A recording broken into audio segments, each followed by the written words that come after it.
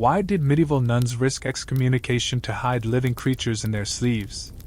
Hey guys, tonight we're diving into one of history's most adorable acts of rebellion, a secret world where the most devout women in Europe became underground pet smugglers, all for the love of tiny, bushy-tailed companions. In the next 15 minutes, you'll discover how strict religious rules accidentally created the perfect conditions for an underground squirrel economy that lasted for centuries. By the end of this journey, you'll understand why these supposedly celibate, obedient women chose furry friendship over divine favor, and you probably won't survive the cuteness overload when you learn what they called their secret pets. Picture this: it's 1347, and you're walking through the stone corridors of a Benedictine convent in northern France. The morning light filters through narrow windows as dozens of nuns glide silently toward chapel, their heavy woolen sleeves swaying with each step. But listen carefully. Beneath the whispered prayers and shuffling sandals, you hear something else. A faint scratching. A tiny chittering sound. The rustle of fabric that seems almost alive. So, before you get comfortable, take a moment to like the video and subscribe. But only if you genuinely enjoy what I do here. And hey, drop a comment letting me know where you're listening from and what time it is there. I love seeing how this community spans the globe. Now, dim the lights, maybe turn on a fan for that soft background hum, and let's ease into tonight's journey together. You step closer to Sister Marguerite as she passes, and that's when you notice it. Her left sleeve is moving independently of her arm. Not dramatically, just a subtle shifting that makes the wool ripple like water. She catches your stare and her eyes widen with what looks suspiciously like guilt before she hurries past, clutching that mysterious sleeve against her body. What you've just witnessed is the daily reality of medieval convent life that historians are only now beginning to understand. These weren't just houses of worship, they were sanctuaries for one of Europe's most widespread underground movements. Nuns across the continent were secretly harboring squirrels, and they'd developed an entire culture around keeping these tiny companions hidden from church authorities. The practice began innocently enough in the early 1300s. Convents were often built near forests, and red squirrels, smaller and more docile than their modern gray cousins, would occasionally scamper into the kitchens seeking warmth and food scraps.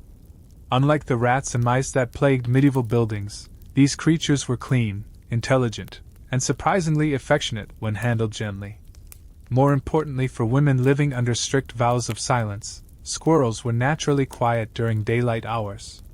Sister Agnes of Montpellier, whose personal journal survived in the convent archives, wrote in 1342, "The little one sleeps peacefully in my sleeve during morning prayers.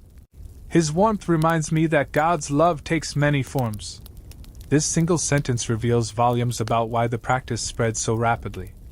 These women, who had renounced marriage and motherhood, found in their sleeve-dwelling companions a source of physical comfort and emotional connection that their austere lifestyle otherwise denied them. But here's where it gets interesting, and where most people's assumptions about medieval religious life fall apart completely. You might expect church authorities to have immediately crushed this rebellion, but the reality was far more complex. The Benedictine rule, written in the 6th century by Saint Benedict himself, was remarkably specific about what was forbidden to nuns. It mentioned restrictions on personal property, relationships with men, and even the types of food that could be consumed. But nowhere, absolutely nowhere, did it explicitly forbid keeping small woodland creatures as companions. This legal loophole became the foundation for what church historians now call creative interpretation of monastic law. Clever nuns argued that since squirrels weren't technically pets, in the medieval sense, dogs and horses required substantial resources and were symbols of wealth, but rather, God's small creatures seeking shelter. Caring for them was actually an act of Christian charity. It was theological gymnastics at its finest, and it worked for decades. The sleeve itself became crucial to the entire operation. Medieval nun habits featured exceptionally wide sleeves, originally designed for practical purposes. They could be used as pockets, for carrying items during work, or simply to keep hands warm during prayer. The fabric was typically thick wool that muffled sound and retained heat. For a small squirrel, a nun's sleeve was essentially a perfect mobile den, dark, warm, secure, and constantly moving in a rocking motion that mimicked being carried by a parent. Historians still argue whether the nuns deliberately sought out squirrels or if the creatures simply adapted to this new habitat opportunity. Archaeological evidence from convent sites across Europe suggests both scenarios occurred. Excavations at the Abbey of Saint Etienne in Normandy uncovered dozens of tiny wooden bowls, no larger than a walnut shell, buried near the dormitory walls. These appeared to be miniature feeding dishes, suggesting the practice was both widespread and carefully organized. The logistics were surprisingly sophisticated. Nuns developed an entire sign language for communicating about their hidden companions without breaking their vows of silence.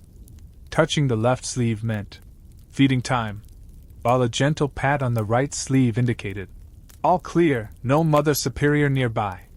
They created schedules to ensure the squirrels could exercise safely, usually during the afternoon work periods when the nuns scattered to different parts of the convent grounds.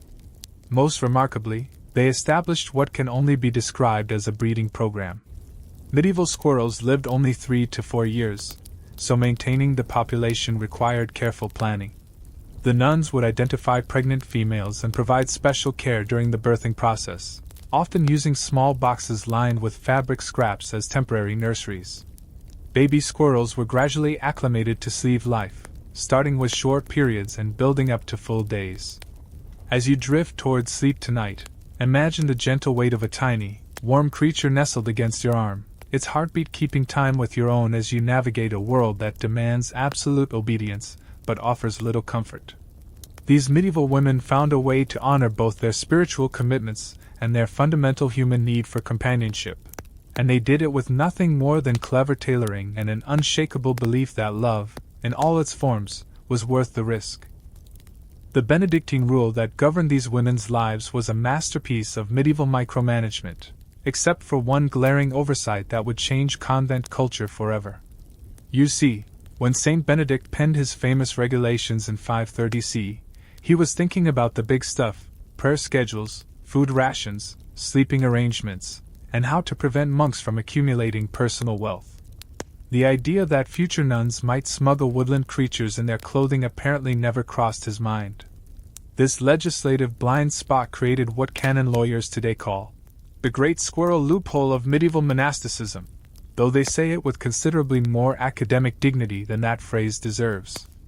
The rule explicitly forbade nuns from owning horses, dogs, or falcons, all symbols of aristocratic privilege. It banned keeping livestock for personal use rather than communal benefit. It even prohibited maintaining gardens for individual pleasure rather than the convent's collective needs. But small forest animals? Complete radio silence. Sister Hildegard of Württemberg, writing in her secret correspondence with other convents around 1356, noted with obvious satisfaction, "Our beloved rule speaks of many prohibitions, yet makes no mention of God's smallest creatures who seek only warmth and companionship. Surely this silence speaks louder than words." You can practically hear the smugness in her medieval quill scratches. And honestly, she had every right to be pleased with herself. The nuns weren't just exploiting a technicality. They were demonstrating a sophisticated understanding of legal interpretation that would make modern lawyers proud. They argued that since the rule emphasized caring for the vulnerable and showing hospitality to visitors, sheltering homeless squirrels was actually fulfilling their spiritual obligations. It was charitable work disguised as pet ownership, or pet ownership justified as charitable work, depending on how you looked at it. But the real genius lay in how they implemented this interpretation. Rather than openly declaring their intentions, they developed what historians call plausible deniability protocols. If questioned by visiting church officials, nuns could truthfully claim they were simply showing Christian kindness to God's creatures who had wandered into the convent seeking shelter. The fact that these creatures happened to live in their sleeves for months at a time was, they maintained with straight faces, purely coincidental. The Abbey of Fontevraud in France became the unofficial headquarters for this theological creativity. Mother Superior Eleanor, who ruled from 1352 to 1367, established what she called the Protocols of Discretionary Compassion, a euphemistic rulebook that never explicitly mentioned squirrels but provided detailed guidelines for offering temporary sanctuary to small forest pilgrims. The language was so carefully crafted that even suspicious bishops couldn't find specific violations of church law. These protocols addressed practical concerns with the thoroughness of a modern employee handbook. They specified feeding schedules that wouldn't interfere with prayer times, established rotation systems so no single nun became too attached to one creature, and created elaborate code words for different situations. "The acorns are particularly sweet today," meant all was well. "The trees seem restless," indicated potential discovery by authority figures. "Winter comes early this year," was the emergency signal to temporarily relocate all squirrels to outdoor hiding spots. The system worked so well that by 1360, an estimated 60% of Benedictine convents across Northern Europe had some form of small creature hospitality program in operation. The practice spread through an informal network of correspondence between convents, with experienced nuns sharing advice on everything from sleeve modifications to seasonal dietary adjustments for their tiny guests. But perhaps the most remarkable aspect of this religious rebellion was how it transformed the nuns themselves. These women, bound by vows of obedience that governed every aspect of their daily lives, discovered in their squirrel care a realm of personal agency and decision-making that existed nowhere else in their world.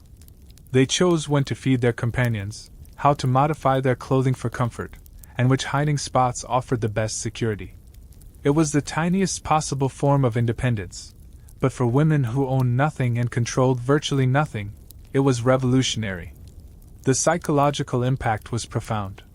Dr. Margaret Thornton, a medieval historian at Oxford who has extensively studied convent life, argues that these relationships provided crucial emotional support that prevented the depression and despair common in isolated religious communities.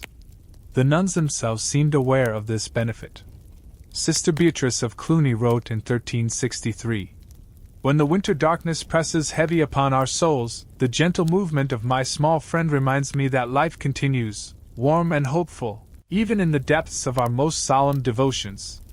Historians still argue whether this practice represented genuine spiritual innovation or simple rule-bending for personal comfort. Some scholars view it as evidence of medieval women's remarkable capacity for creative resistance within oppressive systems. Others see it as proof that even the most devout individuals need emotional connections that transcend formal religious structures.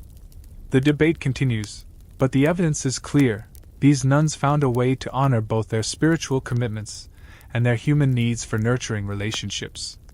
The irony, of course, is that the very rule designed to eliminate personal attachments and individual desires inadvertently created the perfect conditions for one of medieval Europe's most widespread acts of affectionate rebellion.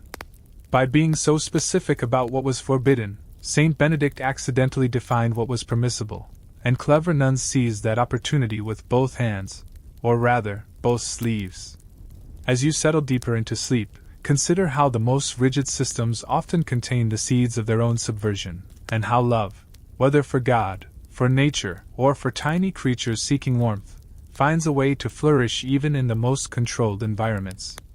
Those medieval nuns understood something timeless. Sometimes the most profound acts of faith involve caring for the smallest, most vulnerable beings who cross our paths. The underground networks that supplied medieval convents with squirrels were more sophisticated than most legitimate medieval trade routes, and considerably more adorable. You're about to discover how an entire shadow economy developed around transporting tiny, furry contraband across Europe, complete with specialized smugglers, secret routes, and what can only be described as medieval organized crime for the sake of cuteness. It began with the kitchen sisters, those unsung heroes of convent life who traveled regularly between the cloistered walls and the outside world to purchase supplies. Sister Margot of Reims, whose detailed expense records survived in the convent archives, provides our clearest window into this clandestine trade. Between legitimate entries for flour, salt, and cooking oil, her ledgers contain cryptic notations. Small provisions for winter guests, woodland supplies, and most tellingly, special deliveries requiring gentle handling. The going rate, according to Sister Margot's coded records, was approximately 3 deniers per squirrel, roughly equivalent to a day's wages for a skilled craftsman. This wasn't cheap, But convents had resources that individual peasants lacked, and the nuns were apparently willing to pay premium prices for premium companions. Red squirrels commanded higher prices than their gray cousins due to their smaller size and calmer temperament, while pregnant females were considered luxury items worth up to 8 deniers. But who were these medieval squirrel dealers? The answer reveals one of history's most unlikely criminal enterprises. Forest gamekeepers, who normally trapped squirrels as agricultural pests, quickly realized they had stumbled upon a lucrative side business.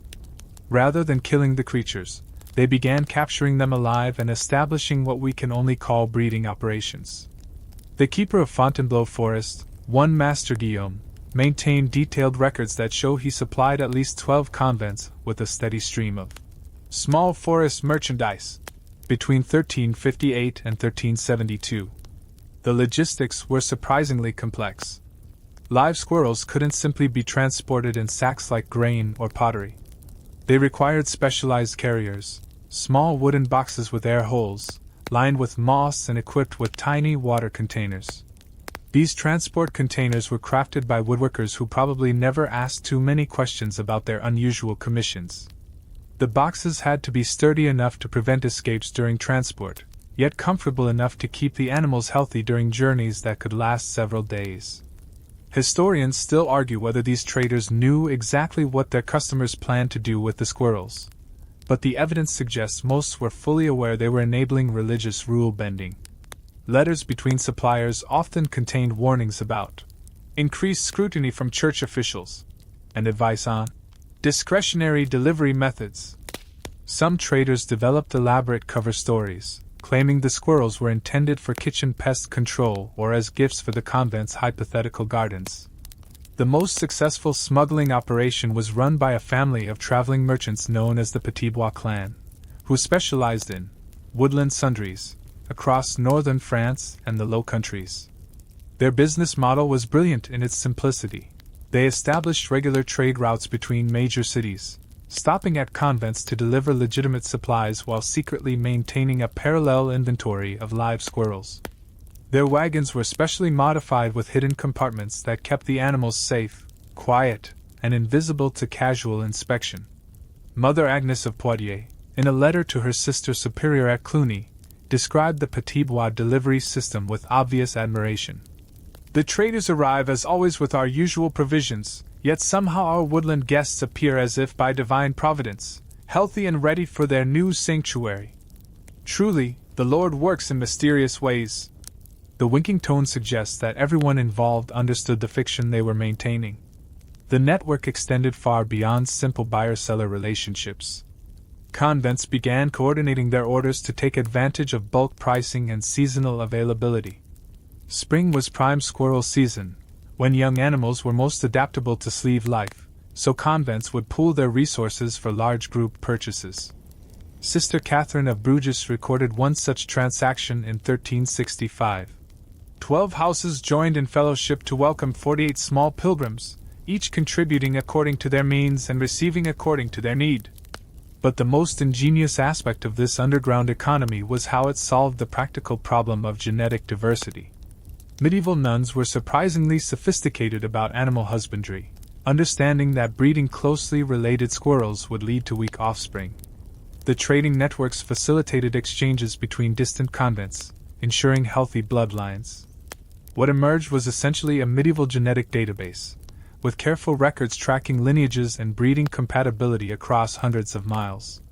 The system wasn't without its risks. In 1369, a wagon belonging to the Petit Bois merchants was stopped by suspicious tax collectors near Lyon.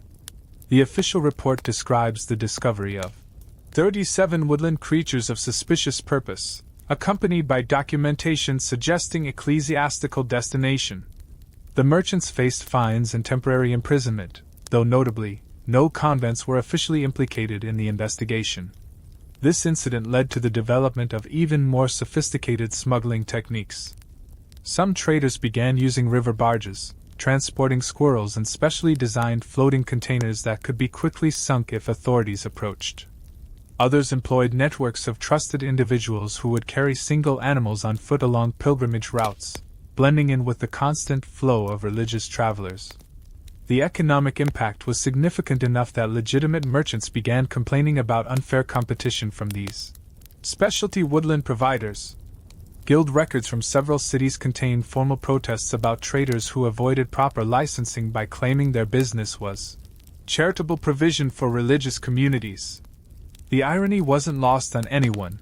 An underground economy built around helping nuns break minor rules was being accused of unfair business practices. As you drift toward dreams tonight, imagine the incredible dedication required to maintain these supply chains. Merchants willing to risk their livelihoods, craftsmen creating specialized equipment, and nuns pooling their meager resources, all for the love of tiny creatures who brought warmth and companionship to women living lives of deliberate austerity.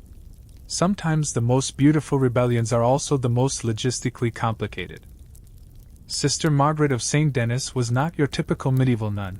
She was an engineer disguised in religious robes, and her revolutionary sleeve modifications would change convent fashion forever. You're about to witness how one woman's obsession with perfect squirrel accommodations led to innovations that would make modern clothing designers weep with envy. The problem was immediately obvious to anyone who tried keeping a live animal in their sleeve for more than 5 minutes. Medieval nun habits, while spacious, weren't designed with wildlife in mind. The sleeves were essentially fabric tubes, no ventilation, no secure pockets, and no way to prevent a panicked squirrel from either suffocating or making a dramatic escape during evening prayers. Sister Margaret, who had arrived at St. Denis in 1354 with a background in textile work from her pre-religious life, saw this as a design challenge begging for a solution. Her first innovation was breathtakingly simple yet revolutionary: the hidden gusset system. By carefully opening the sleeve seams and inserting triangular pieces of fine linen, she created expandable pockets that could accommodate a squirrel's natural movements without creating visible bulges in the habit's silhouette. The gussets were secured with tiny bone buttons, practically invisible when fastened, but easily opened for cleaning or ventilation. It was haute couture meets animal husbandry, and it worked perfectly. But Sister Margaret wasn't satisfied with merely functional.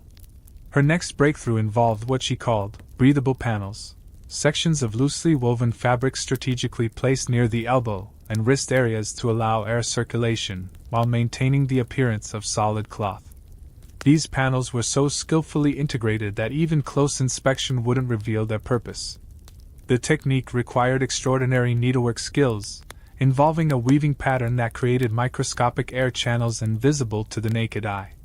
The most ingenious feature was her security sleeve system, a double-wall construction that created separate compartments within each sleeve.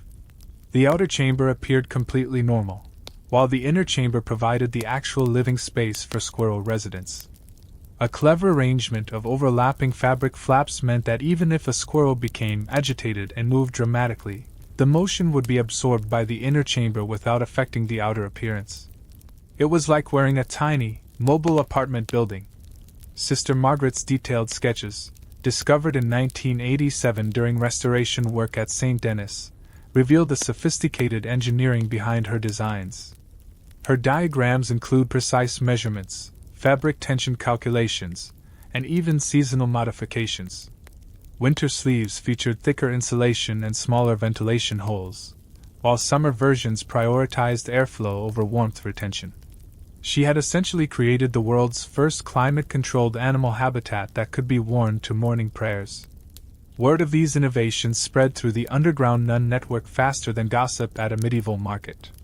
Convents across Europe began requesting consultation visits from Sister Margaret, who would travel under the pretense of sharing religious insights while actually conducting advanced tailoring workshops. Her teaching methods were remarkably systematic. She had developed a complete curriculum covering everything from basic pocket construction to advanced ventilation engineering. The Abbey of Cluny commissioned what may have been history's most expensive religious habit, a custom creation by Sister Margaret featuring quad-sleeve technology. Each arm had 2 independent sleeve systems, theoretically allowing a single nun to house 4 squirrels simultaneously. The project required 6 months of work and enough silk thread to weave a small tapestry, but the results were spectacular. Mother Superior Isabel of Cluny described the garment as A marvel of holy craftsmanship that brings comfort to God's smallest creatures while maintaining the dignity of our sacred calling. Historians still argue whether Sister Margaret's innovations represent medieval engineering genius or simply elaborate solutions to self-created problems. Dr. Patricia Whitfield of Cambridge, who has studied medieval textile arts for 30 years, argues that the complexity of these modifications demonstrates sophisticated understanding of both animal behavior and fabric engineering that wouldn't be seen again until the Industrial Revolution. Others suggest that the whole enterprise was simply medieval women with too much time and too many squirrels getting carried away with increasingly elaborate solutions. The economic impact of Sister Margaret's designs was substantial. Convents began budgeting specifically for habit modifications, and a cottage industry emerged around supplying specialized materials. Silk merchants reported unusual demand for specific thread weights, while bone carvers found themselves fulfilling strange orders for buttons, no larger than a peppercorn, yet strong enough for daily use.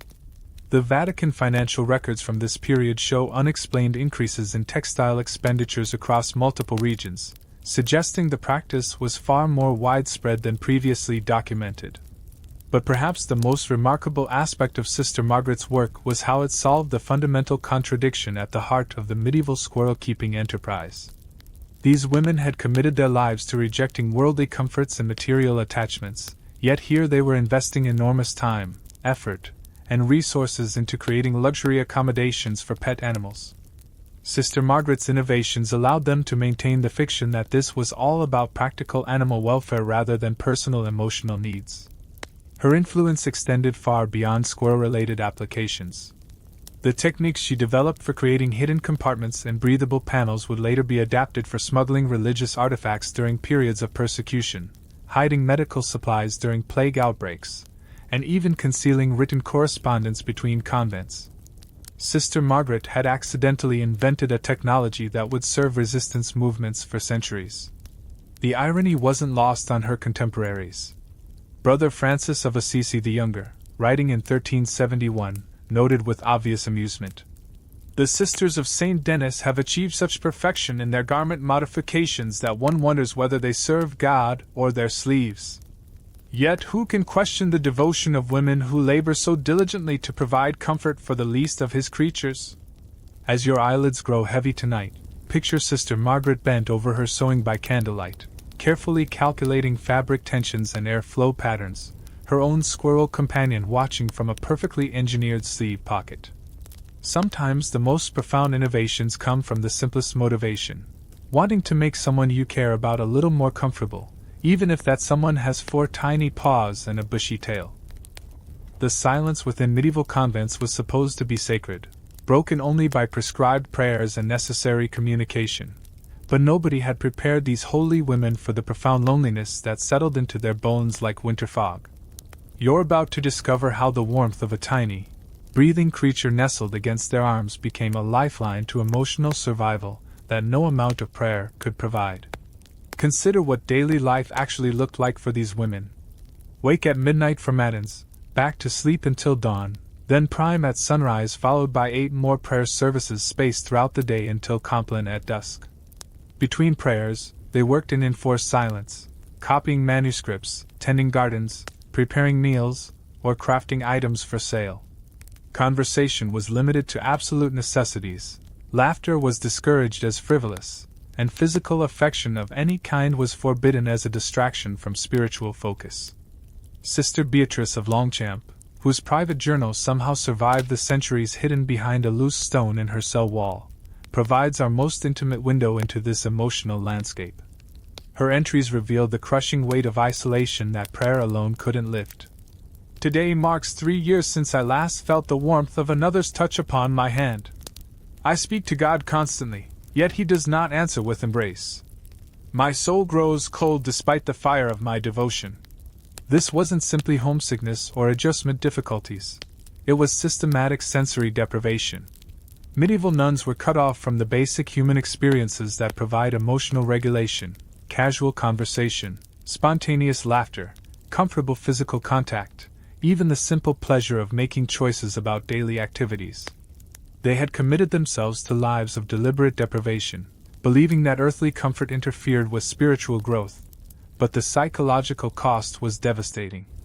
Enter the Squirrels, who provided something no theology textbook had anticipated: non-human companionship that bypassed every rule about forbidden relationships. A squirrel couldn't tempt a nun toward worldly concerns or inappropriate emotional attachments. It wasn't male, so it didn't threaten celibacy vows. It couldn't engage in conversation, so it didn't break silence requirements. Yet it was warm, responsive, and alive, offering physical comfort and emotional connection that existed in a legal gray area the rule had never considered. The transformation was immediate and profound. Sister Marguerite of Poissy wrote to her former abbess in 1362. Since welcoming my small woodland companion, the heavy sadness that pressed upon my heart has lifted like morning mist. I am not less devoted to our Lord, but rather find joy in His creation that makes my prayers more heartfelt than before. What she's describing is textbook treatment for what we now recognize as depression: the introduction of a living being that provided routine, purpose, and affectionate physical contact. The nuns developed elaborate justifications for their emotional attachments that reveal sophisticated understanding of their own psychological needs. Sister Catherine of Bruges argued that caring for squirrels was actually spiritual exercise. As our Lord taught us to consider the lilies of the field, so these small creatures teach us patience, gentleness, and the joy of nurturing life. They are living prayers that warm the heart as well as the sleeve. But the real breakthrough came when the nuns realized their squirrel care was creating opportunities for carefully controlled social bonding with each other. Sharing tips about feeding schedules, exchanging advice about seasonal care, and even simply acknowledging each other's hidden companions with knowing glances. All of this provided the human connection they desperately craved while maintaining plausible deniability about rule violations. The Abbey of Royaumont developed what may have been medieval Europe's first support group system. During designated work periods, nuns with squirrel companions would gather in the scriptorium under the pretense of collaborative manuscript copying, but actually function as an informal counseling network.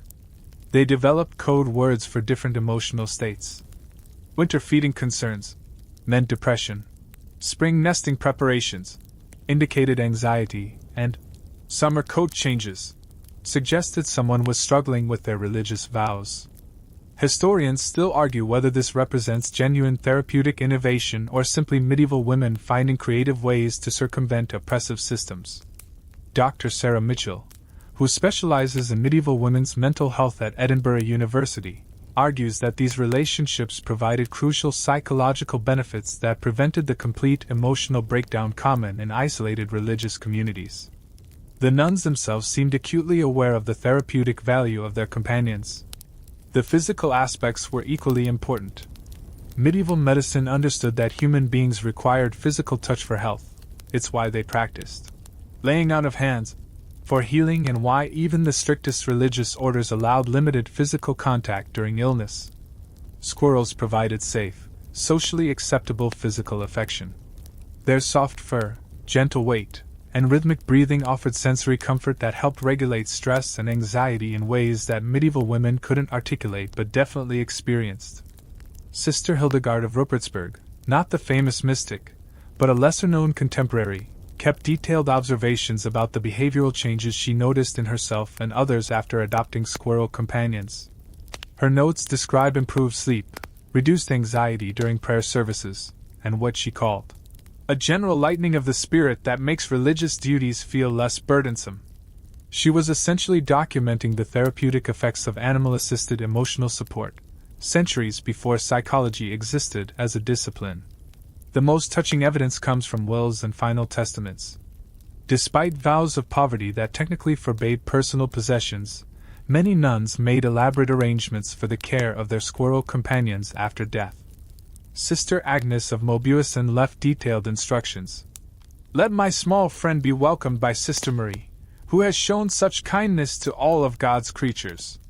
May He bring her the same comfort He has brought to my final years. The forbidden nature of these relationships may have actually intensified their emotional significance. Psychologists today understand that shared secrets create powerful bonding experiences, and these nuns were sharing the deepest secret of all: that they needed love and companionship as much as any ordinary human being, despite their extraordinary religious commitments. As you settle into sleep tonight, imagine the profound courage it took for these women to acknowledge their emotional needs and seek comfort wherever they could find it, even if it meant risking divine displeasure. Their squirrel companions offered something irreplaceable, proof that they were still fundamentally human, deserving of affection and capable of nurturing love, even within the most austere spiritual framework.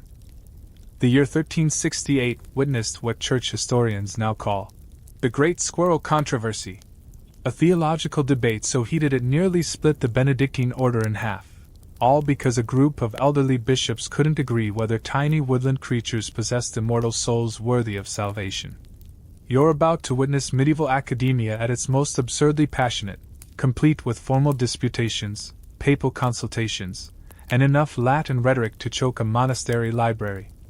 The controversy began innocently enough when Brother Thomas of Aquino the Younger, no relation to the famous saint, despite his hopeful surname, published a treatise titled De Bestiolis in Manissus Sanctarum, literally, on small beasts in the sleeves of holy women. Thomas, who clearly had too much time on his hands at the monastery of St. Victor, had somehow learned about the convent squirrel's situation and decided it required serious theological analysis. His central argument was devastatingly simple: if squirrels possessed rational souls, then keeping them in servitude violated Christian principles of spiritual equality. If they lacked rational souls, then nuns were wasting time and resources on creatures incapable of spiritual benefit from religious environments. Either way, he argued, the practice should cease immediately. It was the kind of logic that sounds brilliant in monastery debate halls but completely ignores the emotional realities of actual human experience. The response from the convents was swift and intellectually devastating. Mother Superior Adelheid of Gandersheim, who apparently had some serious theological training before taking her vows, published a counter-treatise that became legendary in academic circles. Her argument was a masterpiece of medieval reasoning. Squirrels, as God's creatures, possessed a form of divine spark that made them appropriate companions for contemplative life. They weren't servants but fellow inhabitants of creation, deserving care and protection from those called to religious service. But the real fireworks began when Cardinal François de Montpellier decided to weigh in officially. His pastoral letter, regarding certain irregularities in feminine religious communities, managed to offend absolutely everyone involved. He declared that while animal companionship wasn't explicitly forbidden, it represented dangerous sentimentality that distracted from pure spiritual focus. Worse, he suggested that women were naturally prone to such emotional excesses, and required stricter supervision to maintain proper religious discipline.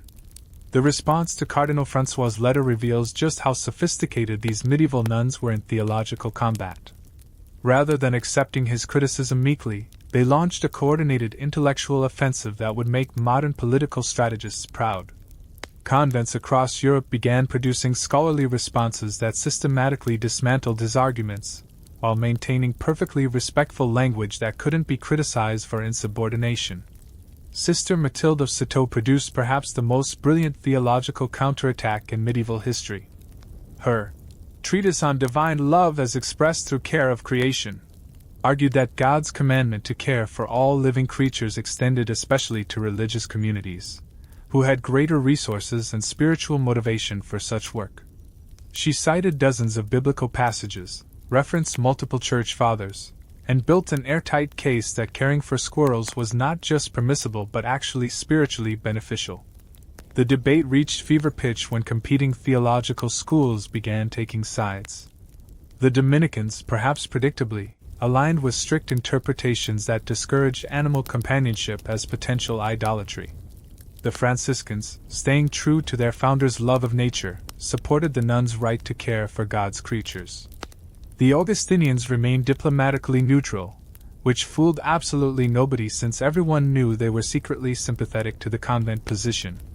Historians still argue whether this controversy represents genuine theological inquiry or simply medieval academic posturing over an essentially trivial issue. Dr. Michael Hartwell of the University of Paris, who has spent decades studying medieval religious debates, suggests that the squirrel controversy served as a proxy war for much larger questions about women's autonomy in religious life and the proper balance between emotional fulfillment and spiritual discipline. The most fascinating development was how the debate evolved beyond simple pro-squirrel versus anti-squirrel positions. A moderate faction emerged, led by Abbot Bernard of Clairvaux the Younger, arguing for regulated animal companionship under specific conditions. His compromise doctrine of measured compassion proposed that convents could maintain squirrels if they demonstrated genuine spiritual benefit and didn't interfere with religious duties. This middle position gained surprising traction because it acknowledged what everyone actually knew but couldn't say directly. The nuns were happier and more spiritually engaged with their animal companions than without them. Even critics had to admit that convents with squirrel populations showed improved attendance at prayer services, reduced conflicts between sisters, and generally higher morale. It was hard to argue against results, even if the theology remained murky. The controversy took an unexpected turn when several bishops decided to conduct personal investigations of convents suspected of harboring squirrels. These inspection visits were comedy gold, according to surviving accounts. Bishops would arrive with great ceremony, expecting to find evidence of spiritual corruption, only to encounter the most devoutly peaceful religious communities they'd ever seen. The squirrels, being naturally quiet during daylight hours, remained completely hidden while the nuns performed their duties with obvious contentment and spiritual focus. Bishop Guillaume of Reims wrote in frustration to his colleague in Paris, "I am confounded by these investigations. The sisters appear more devoted than many I have observed, their prayers more heartfelt, their charitable works more extensive. Yet I am certain they maintain the woodland creatures described in our reports.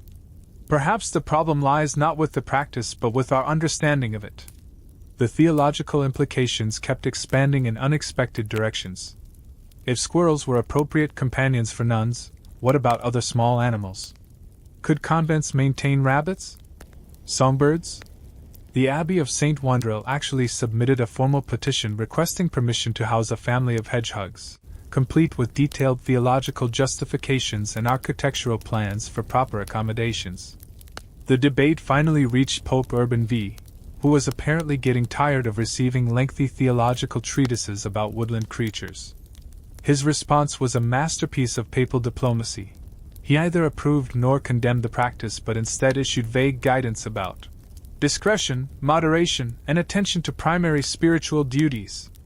It was the ecclesiastical equivalent of, "Work it out among yourselves, but quietly." This non-decision effectively ended the formal controversy while allowing the practice to continue under unofficial tolerance.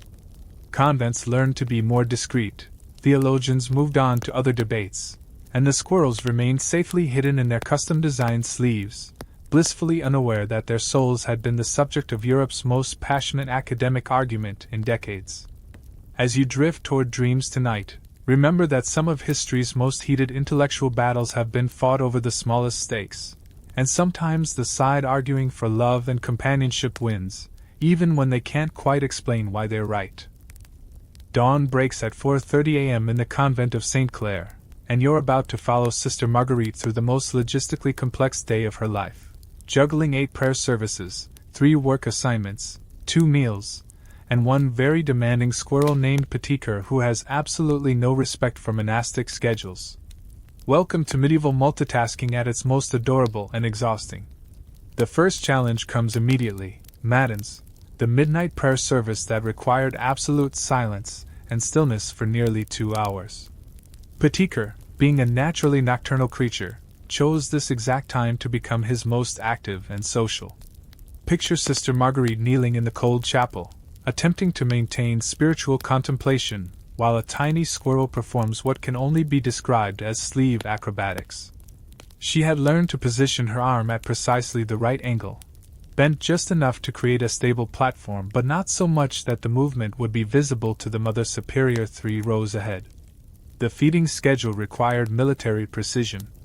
Squirrels need to eat every few hours, but nuns only had access to food during designated meal times and brief work periods. Sister Marguerite had developed a complex system of food storage using the small pockets originally designed for prayer beads. Crushed nuts went in the left pocket, dried berries in the right, with emergency rations of bread crumbs sewn into the hem of her scapular. She could dispense tiny portions without looking, using touch alone to gauge quantities and timing.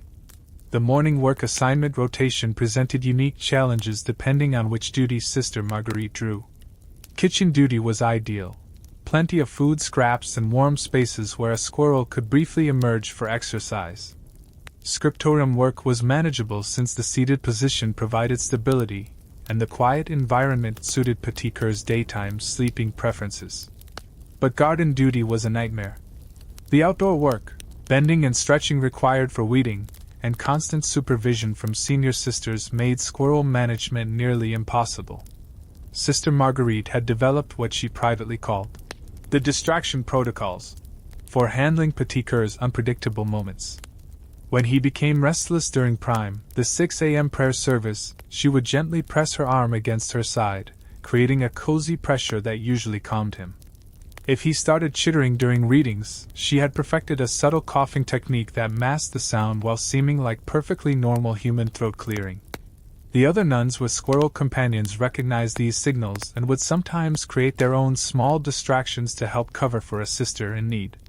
The hygiene challenges were extraordinary. Medieval nuns bathed infrequently and changed their undergarments perhaps weekly, but housing a live animal required much more attention to cleanliness.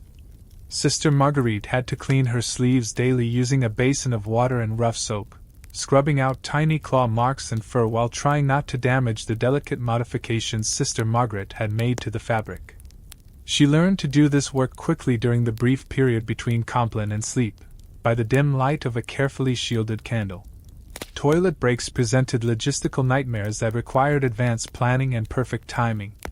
The communal latrines offer no privacy for squirrel management, so Sister Marguerite had to coordinate her bodily functions with Petit Coeur's needs in ways that would make modern pet owners grateful for indoor plumbing.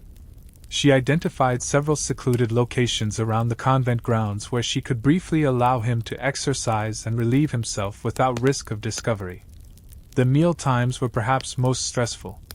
Nuns ate in silence while one sister read aloud from religious texts, creating an environment where any unusual sound would be immediately noticed by dozens of ears. Sister Marguerite learned to eat one-handed, keeping her squirrel-occupied arm completely still while using her free hand for all food manipulation. She became ambidextrous out of necessity, equally skilled at handling spoon and cup with either hand depending on which sleeve was currently occupied. Historians still argue whether the constant vigilance required for successful squirrel management enhanced or detracted from the nun's spiritual focus. Sister Marguerite's own journal entries suggest it was both exhausting and strangely meditative. The attention required to care for Petit Coeur has taught me mindfulness of the present moment that my previous prayers never achieved. I am constantly aware of breathing, movement, and the immediate needs of a living creature who depends entirely upon my care. The seasonal variations added another layer of complexity. Winter meant longer nights when Petit Coeur was naturally active, coinciding with the coldest chapel services when any movement would be most visible. Summer brought the opposite problem, overheating in thick woolen habits that now had to accommodate not just human bodies but tiny creatures with their own temperature regulation needs. Sister Marguerite learned to adjust her clothing layers with the precision of a meteorologist, adding or removing undergarments to maintain optimal conditions for both species. The psychological toll was significant. Sister Marguerite wrote, "Some days I feel as though I am performing in a constant theatrical production, always aware of my audience, never able to simply exist without calculation. Yet the reward of Petit Coeur's trust and affection makes every moment of difficulty worthwhile." She was describing what modern psychologists would recognize as chronic stress management, but also the deep satisfaction that comes from successfully nurturing a dependent creature. The most dangerous moments came during unexpected events, visiting dignitaries, emergency prayers for sick community members, or sudden changes in routine that disrupted carefully planned schedules. Sister Marguerite developed contingency plans for various scenarios, including emergency hiding spots for Petit Coeur and backup feeding systems that could sustain him if she was suddenly called away for extended periods. Perhaps most remarkably, she had to coordinate all of this while maintaining the appearance of perfect compliance with religious duties.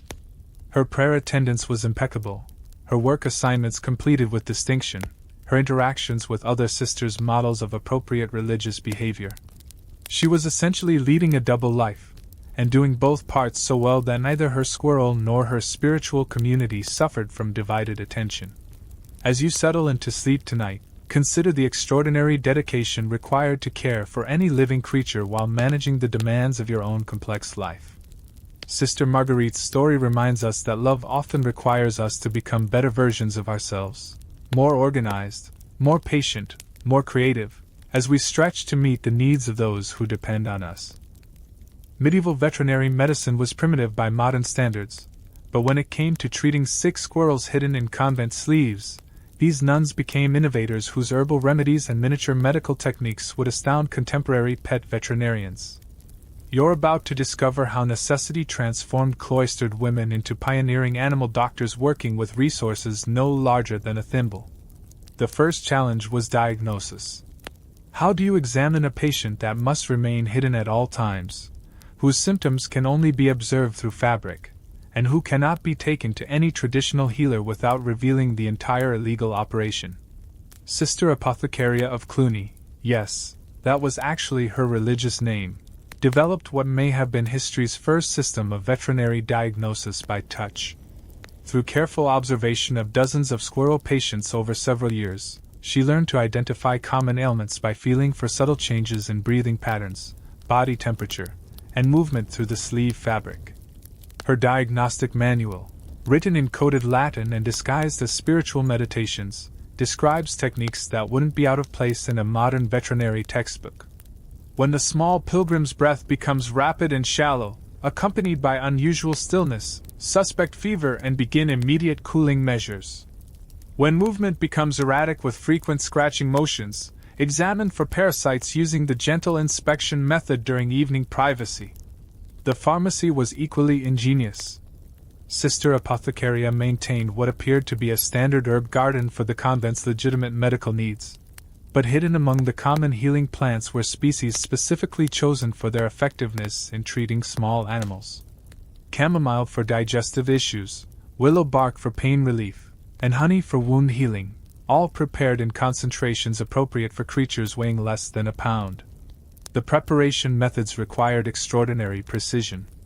A single drop of herbal tincture could be an entire dose for a squirrel, and there was no margin for error in calculations. Sister Apothecaria developed a system using bird feathers as measuring devices. Different feather types held precise amounts of liquid medication. A sparrow feather tip held exactly the right dose of willow bark extract for pain relief, while a pigeon feather could deliver the proper amount of chamomile tea for an upset stomach. The most common ailment was respiratory infection, usually caused by the warm, humid environment inside woolen sleeves. Medieval squirrels were accustomed to fresh forest air, and the transition to sleeve dwelling often triggered coughing and breathing difficulties. Sister Apothecaria's treatment involved creating tiny steam tents using miniature pottery bowls filled with hot water and medicinal herbs. The squirrel would be gently positioned near the steam source during private moments, allowing the medicated vapors to clear congested airways. Parasites presented another frequent challenge. Fleas and mites that bothered wild squirrels became serious problems in the confined space of a sleeve, where normal grooming behaviors were restricted. The nuns developed what they called dust baths in miniature, tiny containers filled with fine sand mixed with aromatic herbs that repelled insects. These portable grooming stations could be hidden in sleeve pockets and used during brief exercise periods. Historians still argue whether these treatment methods were genuinely effective or simply medieval superstition applied to animal care. Dr. James Whitmore, a veterinary historian at Cornell University, has analyzed the surviving remedy descriptions and concluded that many were surprisingly sound. The herbs they chose actually have documented therapeutic properties, and their dosage calculations, while primitive, show remarkable understanding of scaling treatments for different body sizes. The surgical procedures were perhaps most impressive. Sister Mathilde Poitiers, who had learned basic wound care during her pre-religious life assisting a village healer, adapted human medical techniques for squirrel-sized patients. Her tools were repurposed sewing implements, needles for suturing small cuts, thimbles for mixing medications, and embroidery scissors for trimming infected areas. She performed what may have been history's first squirrel cataract surgery using a technique involving a sharpened bone needle and extraordinary patience. The record-keeping was meticulous despite the need for absolute secrecy. Treatment outcomes were documented using a coded system that appeared to be spiritual observations about woodland meditations and contemplation of natural cycles.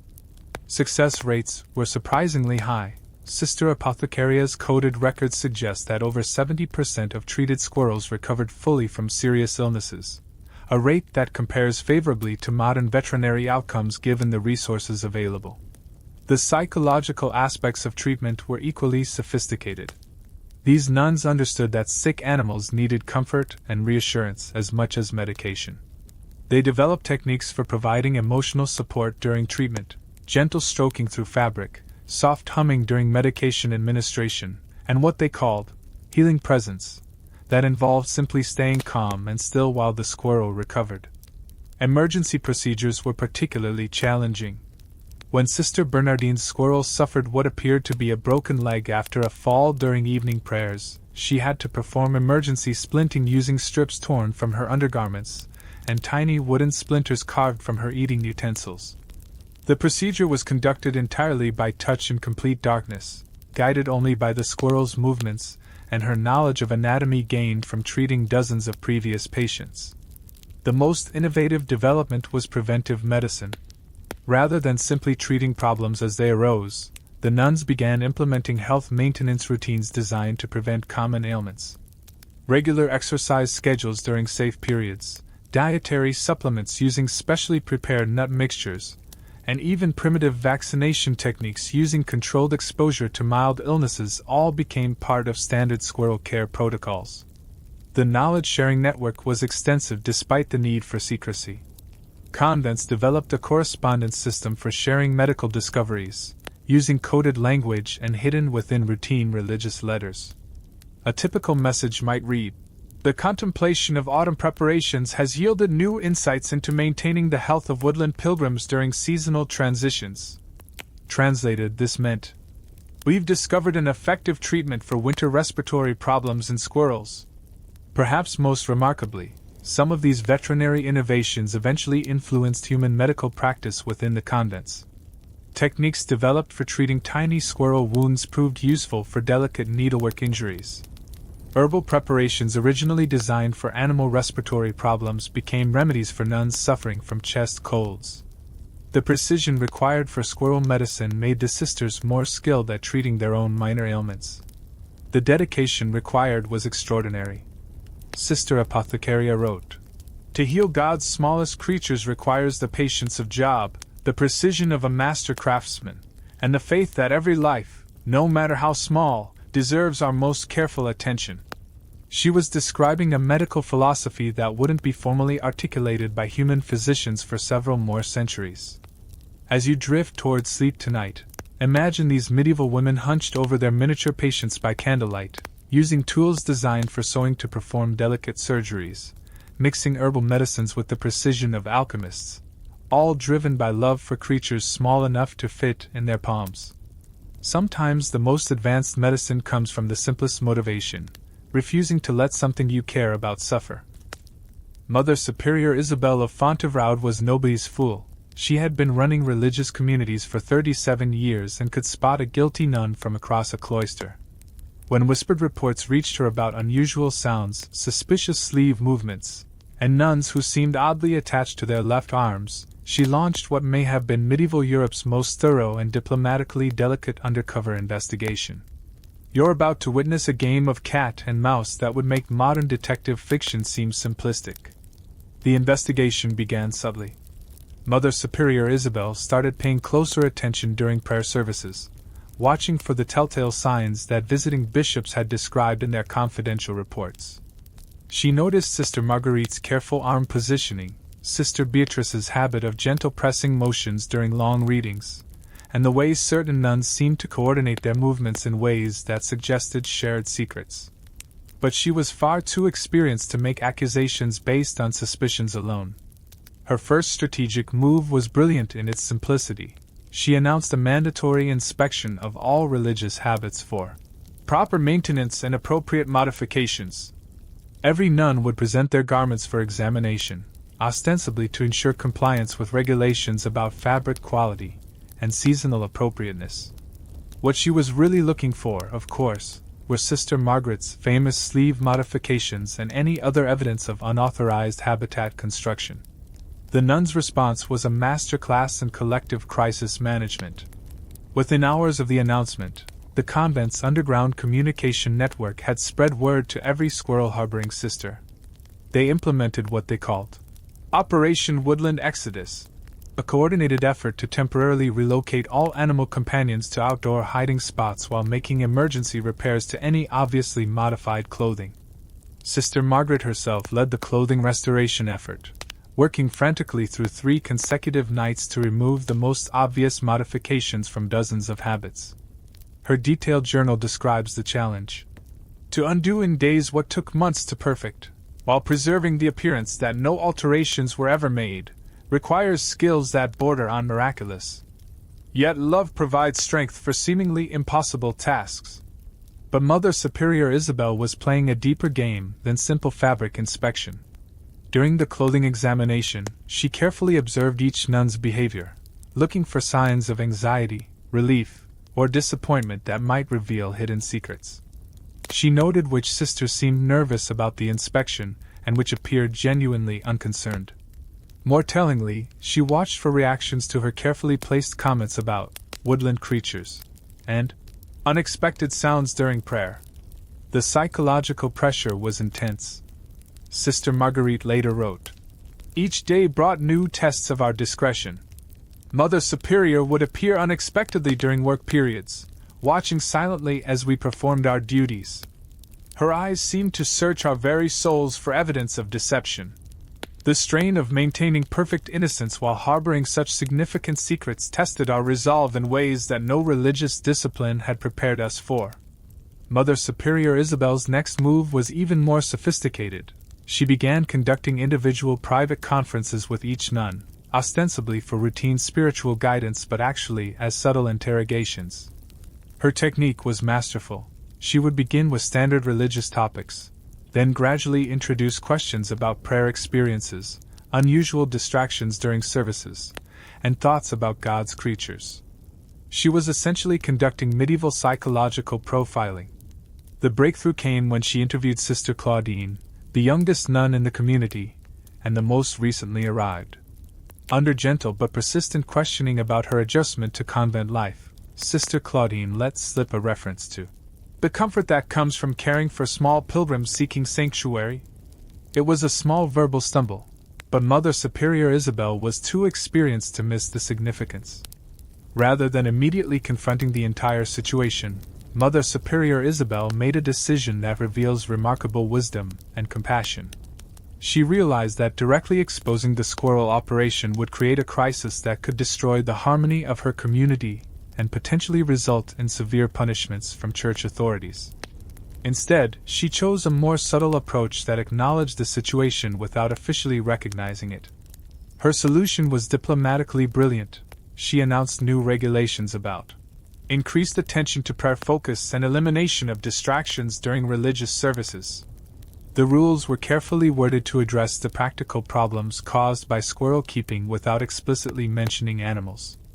Nuns were required to maintain complete stillness during prayer, avoid unnecessary movements or adjustments of religious garments, and report any unusual sounds or disruptions that might distract from worship. Historians still argue whether Mother Superior Isabel's regulations were designed to end the squirrel keeping or simply to make it more discreet. The evidence suggests she was threading a nearly impossible needle, satisfying her obligations to maintain proper religious discipline while avoiding a confrontation that would harm both the nuns and their beloved companions. The new rules had an immediate effect, but not the one most people expected. Rather than abandoning their squirrels, the nuns became even more creative and careful about their concealment methods.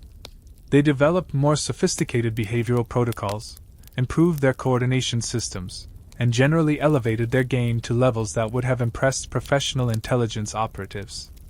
Mother Superior Isabel's private correspondence with other religious leaders reveals her internal conflict about the situation.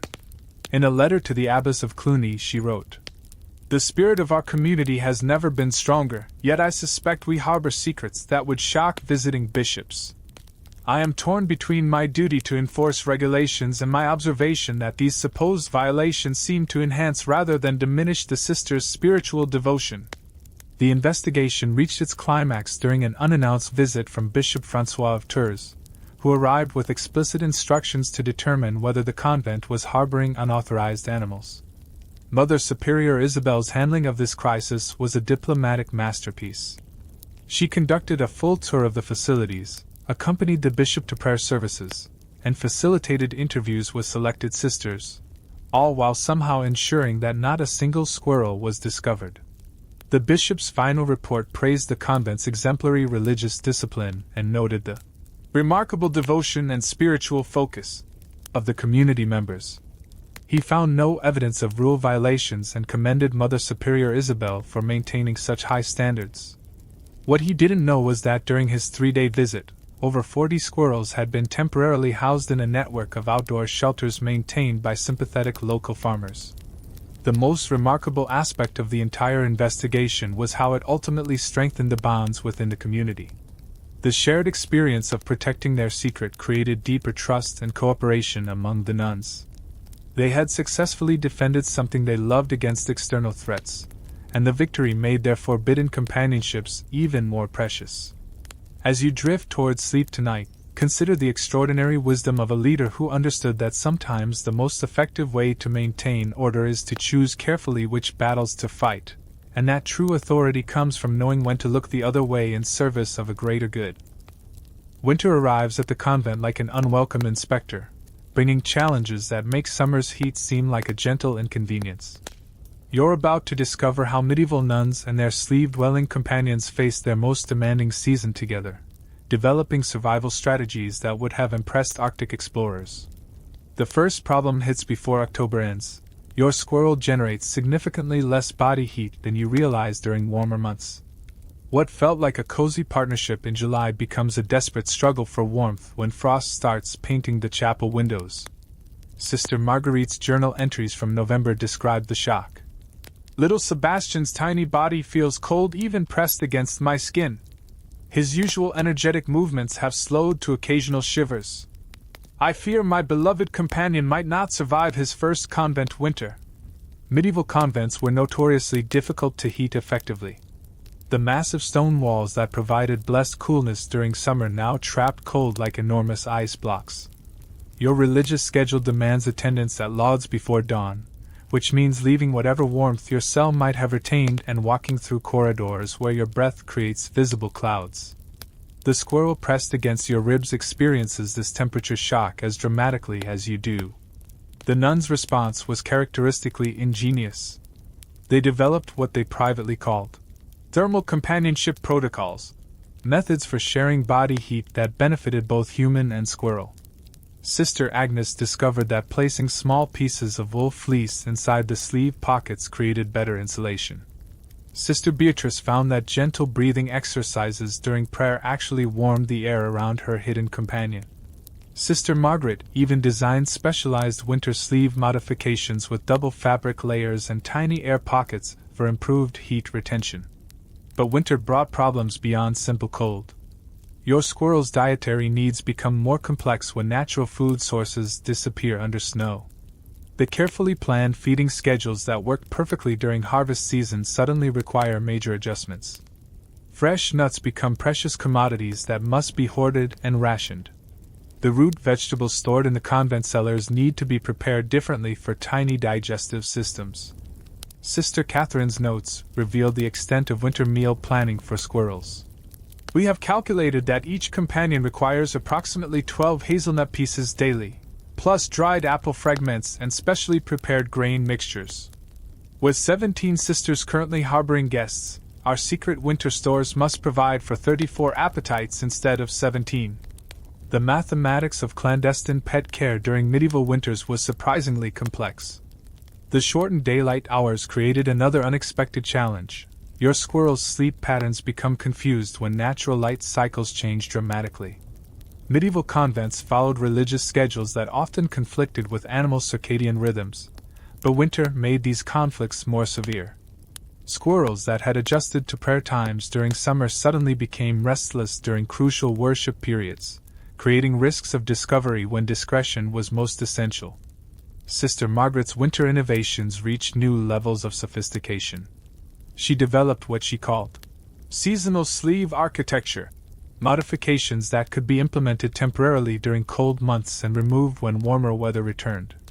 Her designs included tiny flaps that could be closed for extra warmth, internal compartments lined with rabbit fur obtained from kitchen scraps, and even primitive ventilation systems that prevented condensation buildup during long prayer services. The psychological challenges proved as demanding as the physical ones.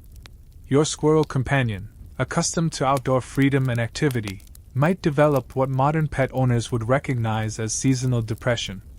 Medieval nuns observed behavioral changes in their hidden friends, increased lethargy, reduced appetite, and sometimes aggressive irritability that made handling more difficult and dangerous. Sister Marguerite documented her companion's winter mood changes. Sebastian no longer greets my touch with excited movements. His usual curiosity about surroundings has faded to indifferent acceptance. I fear the confinement necessary for survival is slowly destroying the very spirit I sought to preserve. The emotional toll of winter captivity affected both nuns and squirrels in ways that summer planning had never anticipated. Heating solutions required exceptional creativity within the constraints of religious life. Some nuns discovered that strategic positioning near kitchen areas during meal preparation could provide temporary warmth for their companions. Others learned to time their movements to take advantage of brief periods when winter sunlight streamed through specific windows. Sister Agnes even developed a technique for using her own prayer breath to create warm microclimates inside her sleeves. The most successful winter survival strategy emerged from collective cooperation.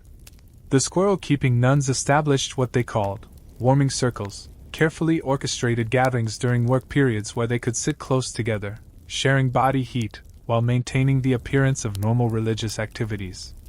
These sessions provided crucial temperature relief for both humans and their hidden companions.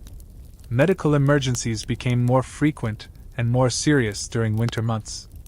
Your squirrel's respiratory system, stressed by cold and limited air circulation, might develop problems that required immediate attention. Sister Margaret's pharmaceutical knowledge was tested by conditions she had never encountered during warmer seasons. Her winter medical journal describes treating tiny patients for symptoms ranging from breathing difficulties to skin problems caused by constant contact with wool fabric. The seasonal challenges also created unexpected bonding opportunities. Shared survival struggles deepened the relationships between nuns and their squirrel companions. Sister Catherine wrote, "The difficulties of winter have taught me that true companionship emerges not from easy pleasures but from facing hardships together. Sebastian and I have become partners in survival, each dependent on the other's strength and comfort." Historians still argue whether the winter challenges led some nuns to abandon their squirrel keeping or actually strengthened their commitment to their companions. The available evidence suggests that most relationships survived the seasonal tests, though often in modified forms that reflected hard-learned lessons about the realities of medieval pet ownership. Food storage and preparation became sophisticated operations that rivaled the convent's official kitchen management. Nuns developed preservation techniques for squirrel-appropriate foods, created hidden stockpiles in unused corners of their cells, and established sharing systems that ensured no companion went hungry even when individual supplies ran low. The logistics of feeding 17 squirrels throughout a medieval winter required planning skills that would have impressed military quartermasters. Spring's arrival brought relief but also new challenges as winter-adapted routines had to be gradually modified for warmer weather. The transition period required careful attention to changing dietary needs, activity levels, and social behaviors that had been suppressed during the survival months. Many nuns reported that their relationships with their squirrel companions had fundamentally changed, becoming deeper and more resilient after surviving winter's tests together. As you settle into sleep tonight, imagine the quiet strength of women who refused to let harsh seasons destroy the connections they cherished, who found ways to nurture life and companionship even when the world around them seemed frozen and unforgiving. The document that would change everything arrives on a Tuesday morning in spring, carried by a travel-weary messenger whose horse's hooves echo through the courtyard like drumbeats announcing Judgment Day. You watch Mother Superior Isabel break the papal seal with hands that betray only the slightest tremor, though her eyes reveal she knows this letter will either legitimize or condemn the delicate balance she has maintained for months. The parchment bears the official seal of Pope Gregory IX, and its contents address what church officials have begun calling the rodent situation in female religious communities. The letter's opening lines hit like thunder. To the Reverend Mothers and Abbesses of our most devoted convents, greetings in Christ. Reports have reached our attention regarding the harboring of woodland creatures within sacred walls, specifically the keeping of squirrels and similar animals as personal companions by sisters sworn to holy poverty and devotion. Your heart pounds as you realize that whispers from individual convents have reached the highest levels of church hierarchy, creating pressure for official response that no local leader can ignore. Pope Gregory IX was known for his systematic approach to church reform and his detailed attention to monastic regulations. His letter demonstrates the careful theological thinking applied to what might seem like a trivial issue. The document reveals that church authorities had been receiving reports about animal keeping in convents across France, Germany, and England for over 2 years before deciding to issue formal guidance. The scope of the problem was apparently much larger than anyone realized. The papal reasoning unfolds with legal precision that would impress modern constitutional scholars. The letter acknowledges that Scripture contains numerous examples of holy figures interacting with animals, from Saint Francis preaching to birds to desert hermits sharing caves with lions. However, it distinguishes between spiritual encounters with wild creatures and the deliberate keeping of animals as personal possessions within communities devoted to holy poverty. Sister Margaret's private response to hearing the letter read aloud reveals the complexity of theological interpretation. His Holiness speaks wisdom about the nature of religious vows, yet I wonder if he has ever felt the profound spiritual connection that emerges from caring for one of God's smallest creatures. Perhaps the sin lies not in loving these companions, but in the deception required to protect them from rules that fail to recognize the sacred nature of such bonds. The most shocking aspect of the papal letter was its tone, far more understanding and nuanced than anyone expected.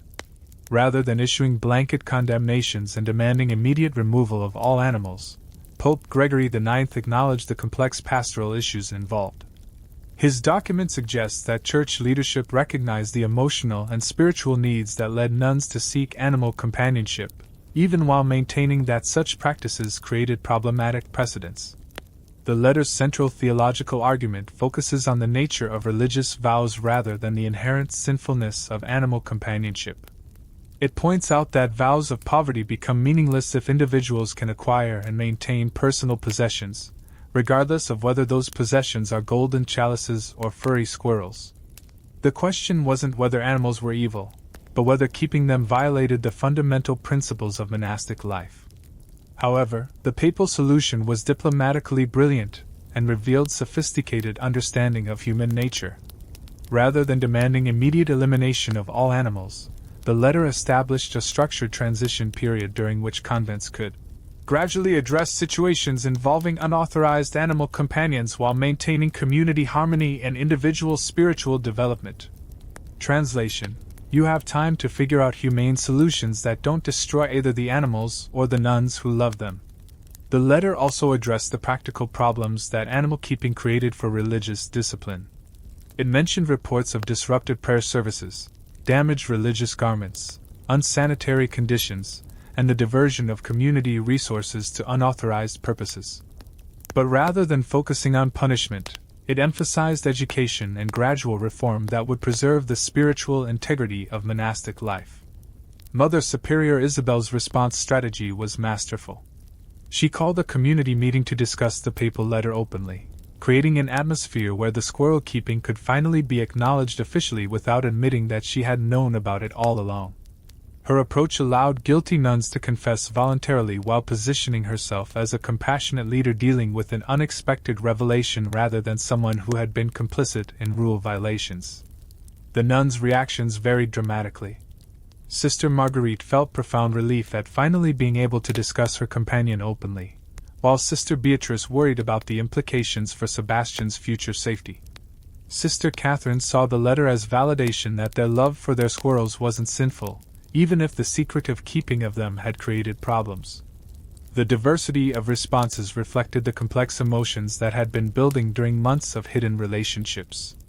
The letter's most progressive element was its recognition that rigid application of rules sometimes created greater spiritual problems than the violations themselves.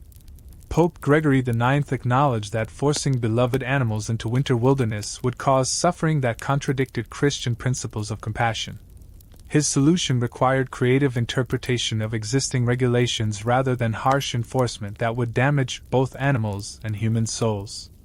Historians still argue whether the papal letter represented progressive thinking about human-animal relationships, or simply pragmatic management of a widespread problem that threatened to create larger disruptions. The document's careful language suggests that church authorities were more concerned with maintaining overall monastic discipline than with the theological implications of interspecies companionship. The implementation timeline gave convents 6 months to develop acceptable solutions that would satisfy both pastoral needs and regulatory requirements. This period became known among the nuns as the Great Transition, during which creative problem-solving reached unprecedented levels as communities sought ways to honor both their love for their animal companions and their commitment to religious obedience. Some convents established official creature care positions that allowed designated nuns to maintain relationships with animals as part of their religious duties rather than personal possessions. Others developed partnerships with local farmers who could provide appropriate homes for squirrels while allowing continued contact. Sister Margaret's community chose a third path, creating a semi-official sanctuary area within the convent grounds where animals could live freely while maintaining bonds with their human companions. The letter's broader implications extended far beyond individual convents. It established precedents for how church authorities would handle similar situations involving the intersection of personal affection and religious regulations. The compassionate approach became a model for addressing other conflicts between human nature and monastic rules, influencing policies about everything from family correspondence to artistic expression.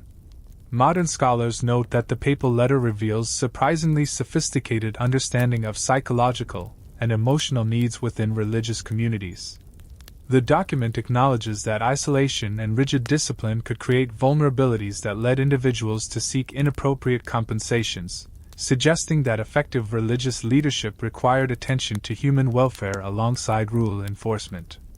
The most touching aspect of the entire episode was how it demonstrated the power of love to transcend institutional boundaries.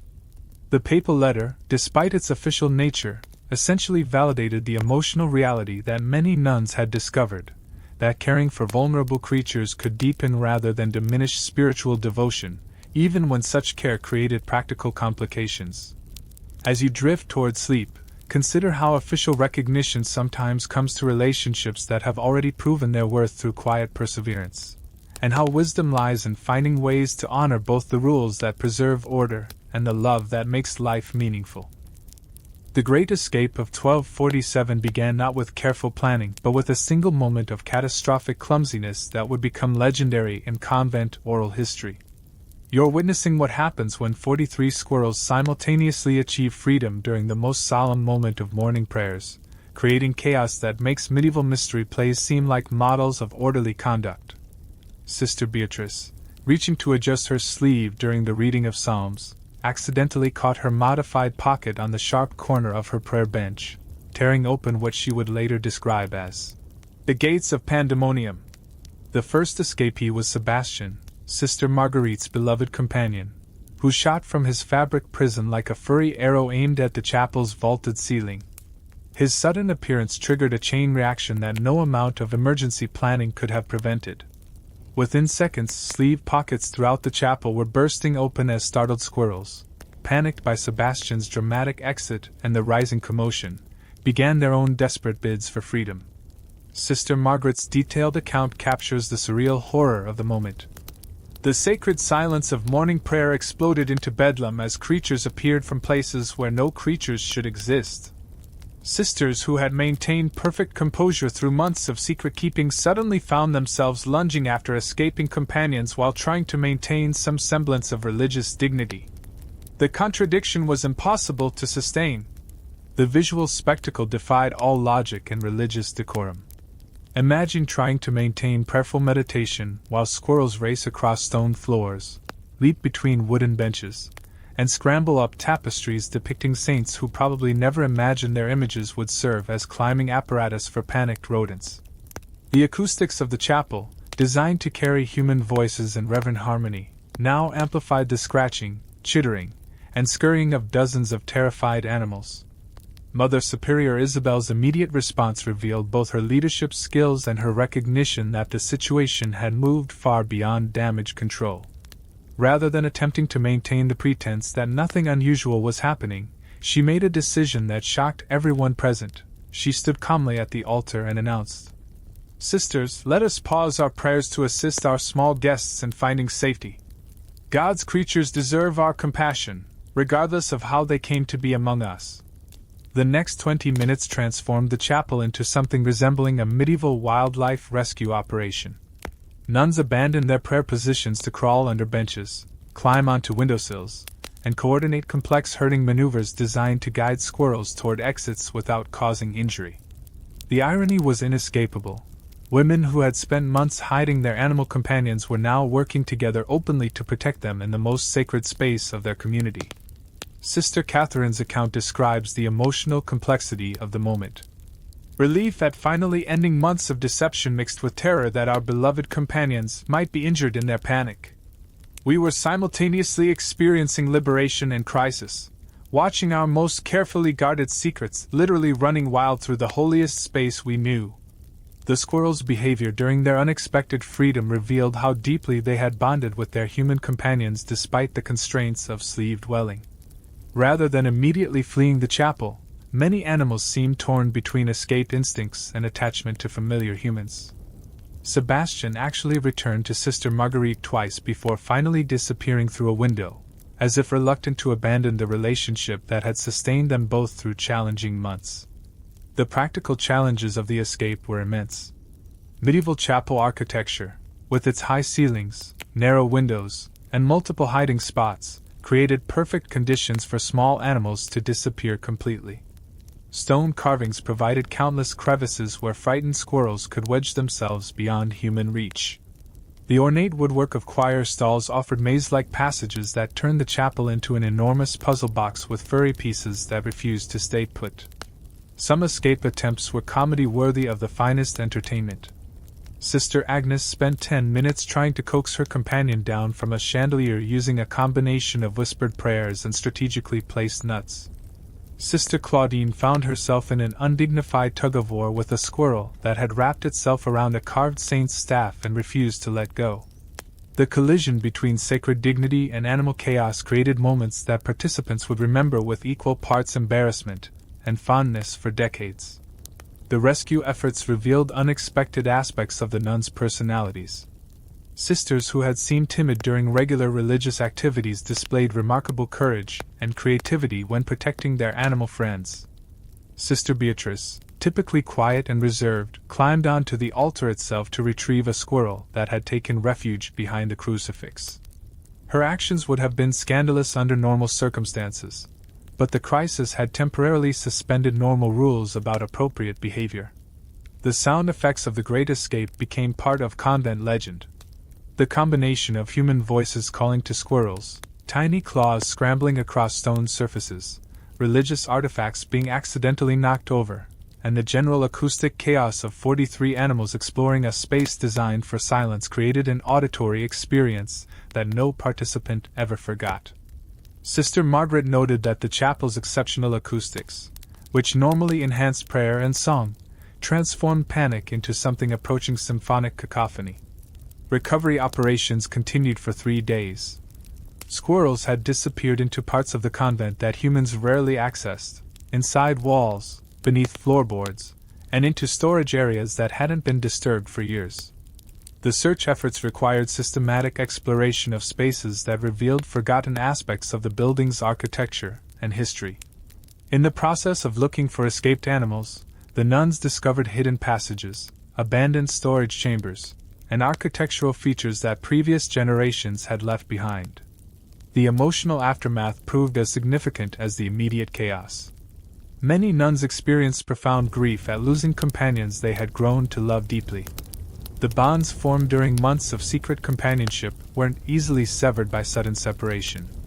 Sister Marguerite fell into a depression that lasted weeks after Sebastian's disappearance, describing feelings of loss that rivals any human bereavement. However, the Great Escape also brought unexpected benefits. The end of secrecy allowed open discussion about the relationships that had developed between nuns and their animal companions. For the first time, sisters could share stories, compare experiences, and acknowledge the emotional support they had received from their hidden friends. The community discovered that their individual secrets had actually been collective experiences that strengthened rather than divided them.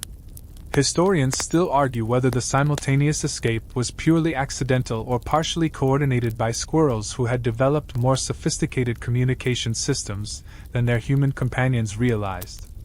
Some evidence suggests that the animals had been showing signs of increased restlessness for days before the incident, possibly indicating shared awareness that their concealment was becoming unsustainable. The chapel required weeks of restoration work to repair damage caused by the escape chaos.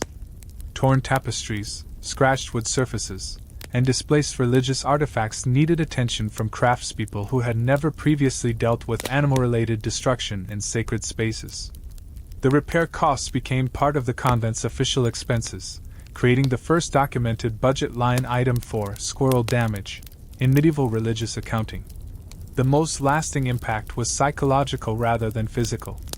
The Great Escape marked the definitive end of the secret-keeping period and the beginning of a new phase where human-animal relationships within the convent would need to find different forms of expression. The dramatic conclusion to months of hidden companionship created memories that would influence community culture for generations. As you settle into sleep, picture the beautiful chaos of love refusing to stay hidden, and how sometimes the most meaningful relationships end not with quiet farewells but with wild celebrations of freedom that no one could have planned or prevented.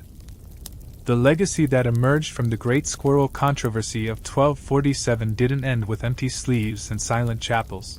It began a quiet revolution that would influence religious communities across Europe for centuries to come. You're about to discover how the forbidden love between medieval nuns and their tiny companions created ripples that reached far beyond convent walls, establishing precedents that modern animal welfare advocates would recognize as surprisingly progressive for their time. Within 5 years of the papal letter, convents throughout France had developed what they diplomatically called creation care ministries, officially sanctioned programs that allowed religious communities to maintain relationships with animals while satisfying church authorities about proper adherence to monastic vows. Sister Margaret's detailed correspondence with other convents reveals how rapidly these innovations spread, carried by visiting sisters who shared practical knowledge gained from the original squirrel-keeping experiments. The theological implications proved more profound than anyone anticipated. The question of whether caring for animals enhanced or compromised spiritual devotion sparked scholarly debates that engaged some of the era's most respected religious thinkers.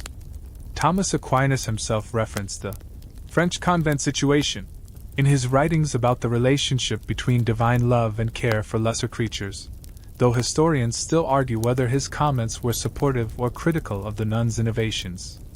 Sister Margaret's post-escape writings became influential texts that circulated among religious communities seeking guidance on balancing compassion with obedience. Her treatise, On the Care of Small Pilgrims, reframed animal companionship as a form of hospitality ministry, arguing that providing sanctuary for vulnerable creatures fulfilled biblical mandates about welcoming strangers and protecting the defenseless. Her theological reasoning was sophisticated enough to satisfy church scholars while remaining practical enough to guide everyday implementations. The architectural innovations pioneered during the sleeve-dwelling period influenced convent design for generations. Building plans from the late 13th century show Creature comfort areas. Built into religious complexes, spaces specifically designed to accommodate animals while maintaining separation from sacred areas. These architectural elements represented the first systematic attempt to integrate animal welfare considerations into religious building design, predating similar secular developments by several centuries. More surprisingly, the squirrel controversy influenced broader discussions about personal property and individual relationships within monastic communities. Church authorities began recognizing that rigid interpretation of poverty vows could create emotional and spiritual problems that undermined rather than enhanced religious devotion. The creature care exception became a model for other accommodations that acknowledged human psychological needs within religious frameworks. The medical knowledge developed by nuns caring for their small companions contributed to broader advances in veterinary understanding. Sister Margaret's detailed observations about squirrel behavior, dietary needs, and health problems were copied and shared among religious communities, creating an informal but systematic body of knowledge about small animal care. Some of her remedies for common squirrel ailments were later adapted for treating similar conditions in larger domestic animals. Educational implications emerged as convents began incorporating animal observation into their intellectual activities. The careful attention required to maintain healthy relationships with small creatures developed skills in patience, detailed observation, and systematic thinking that proved valuable in other areas of religious and scholarly life. Several convents established what they called natural philosophy studies that combined animal care with intellectual inquiry about God's creation. The social impact extended beyond religious communities into the broader medieval world. The papal letter's compassionate approach to the animal-keeping situation influenced how church authorities handled other conflicts between human nature and institutional rules. Legal scholars note that several subsequent church policies about individual accommodations within religious life reference the precedents established during the squirrel controversy. International influence developed as reports of the French convent innovations reached religious communities in other countries. English convents began experimenting with their own versions of creation care ministries, though their preference was apparently for smaller birds rather than squirrels. German religious houses developed more elaborate theological justifications for animal companionship, producing scholarly treatises that influenced broader European discussions about the relationship between humans and other creatures. The economic impacts were surprisingly significant. Convents that developed successful animal care programs often found themselves serving as informal veterinary resources for their local communities, providing treatments and advice that generated both goodwill and modest income. Some religious houses developed breeding programs for rabbits and other small animals that contributed to their financial sustainability while maintaining the spiritual benefits of creature care. Long-term architectural influence can be traced through centuries of convent construction. The French innovation of incorporating animal-friendly spaces into religious buildings spread throughout Europe and eventually to colonial settlements in the New World. Historians have identified creature comfort architectural elements in religious buildings constructed as late as the 18th century, suggesting that the legacy of medieval squirrel keeping influenced building design for over 500 years. The psychological insights gained from the squirrel keeping experience contributed to broader understanding of emotional needs within religious communities.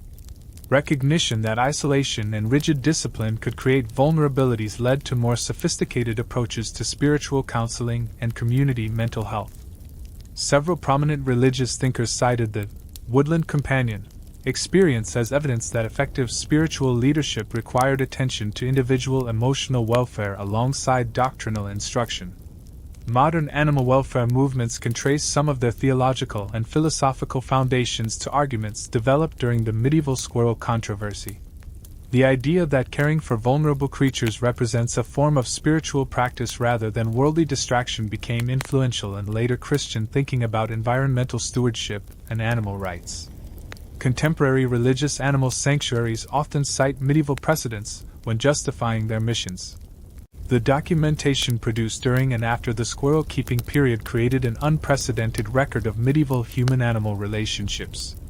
Sister Margaret's journals, Mother Superior Isabel's correspondence, and the various official responses provide historians with detailed insights into medieval attitudes about animals, personal relationships, and the balance between individual needs and institutional requirements. This documentation has influenced scholarly understanding of medieval daily life in ways that extend far beyond religious history. Historians still argue whether the squirrel controversy represented a unique historical anomaly or reflected broader tensions between human nature and institutional control that existed throughout medieval society. The evidence suggests that similar conflicts between personal relationships and official regulations occurred in many contexts, but few were documented as thoroughly or resolved as creatively as the convent animal-keeping situation. The artistic legacy includes illuminated manuscripts that incorporate images of nuns with small animals, though always in contexts that emphasize spiritual rather than personal relationships. These images represent some of the earliest European art to depict positive interactions between religious figures and domestic animals, predating the more famous works of St. Francis-inspired art by several decades. The linguistic impact can be traced through the development of specialized vocabulary for describing human-animal relationships within religious contexts. Terms like creature companion, woodland pilgrim, and sacred sanctuary entered religious language during this period and influenced how later generations discussed animal welfare and environmental stewardship within Christian frameworks. Perhaps most significantly, the squirrel controversy established the principle that love and compassion could legitimately influence institutional policy when those emotions aligned with fundamental religious values. This precedent would prove influential in many later debates about the balance between rule enforcement and pastoral care in religious communities. As you prepare for sleep, consider how acts of quiet rebellion born from genuine love can create changes that outlast the rebels themselves, and how the courage to care for small, vulnerable creatures can inspire generations to find new ways of expressing ancient truths about compassion and sanctuary. The spade cuts through centuries of accumulated earth with the distinctive scrape that archaeologists know means they're about to disturb something that has been waiting patiently to tell its story. You're standing in what was once the heart of the convent of St. Marguerite, watching modern scientists uncover physical evidence that validates everything the medieval manuscripts claimed about nuns and their sleeve-dwelling companions. Dr. Elizabeth Hartmann's team has been excavating this site for 3 years, and what they've discovered is rewriting our understanding of daily life in medieval religious communities. The first breakthrough came from an unexpected source, not dramatic artifacts but tiny fragments that most excavations would have overlooked completely. Microscopic analysis of soil samples from the former chapel area revealed concentrations of squirrel hair and small bone fragments that created a chemical signature unlike anything found in typical religious sites. The evidence suggested intensive small animal presence in spaces where no animals should have existed according to official medieval records. Sister Margaret's lost workshop was discovered intact beneath what had been the convent's herb garden, preserved by a collapsed wall that had protected the space from later construction and weather damage. Inside, archaeologists found an extraordinary collection of tools and materials that proved the sophisticated nature of the sleeve modification industry. Tiny needles designed for precision work, specialized thread made from unusually fine materials, and fabric samples showing the complex engineering that went into creating wearable animal habitats. The preservation was remarkable enough to allow detailed analysis of the construction techniques. Modern textile experts examining Sister Margaret's work expressed amazement at the sophistication of her designs. The sleeve modifications incorporated ventilation systems, drainage channels, and comfort features that demonstrated understanding of animal needs that wouldn't be matched in commercial pet products until the 20th century. Her innovations were centuries ahead of their time in terms of both engineering and animal welfare considerations. Perhaps the most moving discovery was a collection of tiny artifacts that could only have belonged to the squirrels themselves. Miniature food bowls carved from acorn shells, small toys made from twisted fabric scraps, and even what appeared to be individual sleeping areas lined with specially prepared soft materials. These artifacts provided the first physical evidence that the medieval nuns had created not just hiding places but actual living environments designed for their companions' comfort and enrichment. The archaeological team's documentation methods had to be adapted to accommodate the unusual nature of their discoveries. Standard excavation techniques designed for finding human artifacts and building remains proved inadequate for identifying and preserving evidence of small animal habitation. Dr. Hartmann's team developed new protocols that combine traditional archaeological methods with techniques borrowed from paleontology and forensic science. Soil analysis revealed dietary evidence that supported the manuscript accounts of specialized feeding programs. Chemical traces of nuts, dried fruits, and grain preparations appeared in concentrations and combinations that suggested systematic food preparation rather than random scraps. Isotope analysis of the food remains indicated that the squirrels were receiving nutrition superior to what wild animals would have obtained during the same historical period, confirming accounts of the nuns' sophisticated animal care knowledge. The most dramatic discovery came from the convent's former infirmary area, where excavators found what can only be described as a medieval veterinary pharmacy specifically designed for small animals.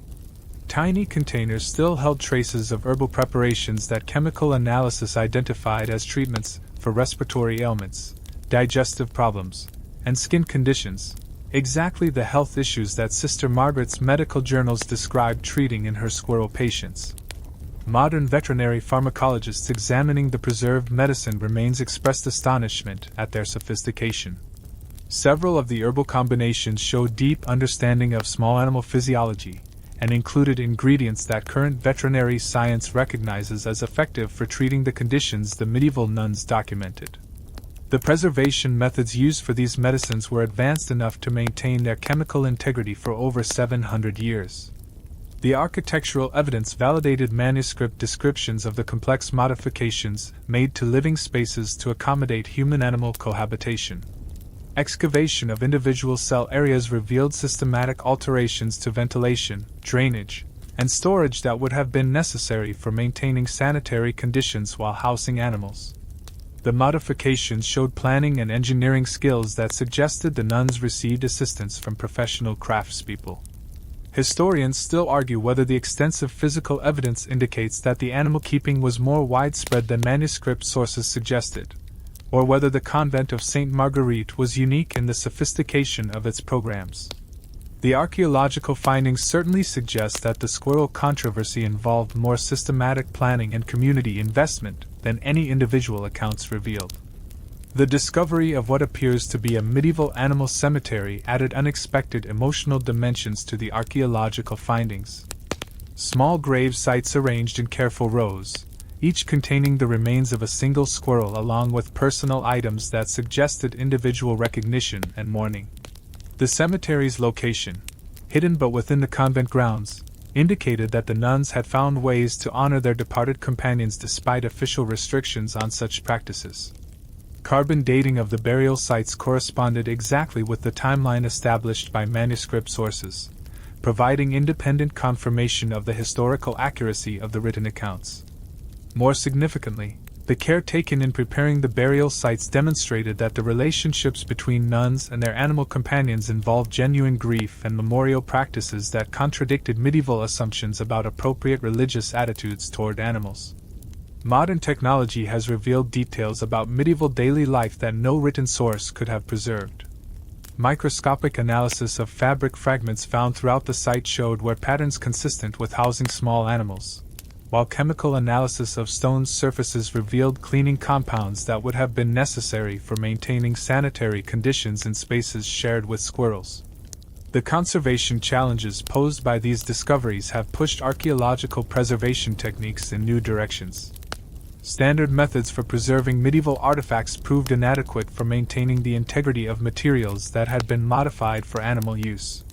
The archaeological team had to develop new conservation protocols that could handle the unique preservation requirements of items that existed at the intersection of human and animal history. International collaboration emerged as news of the discoveries spread through academic communities.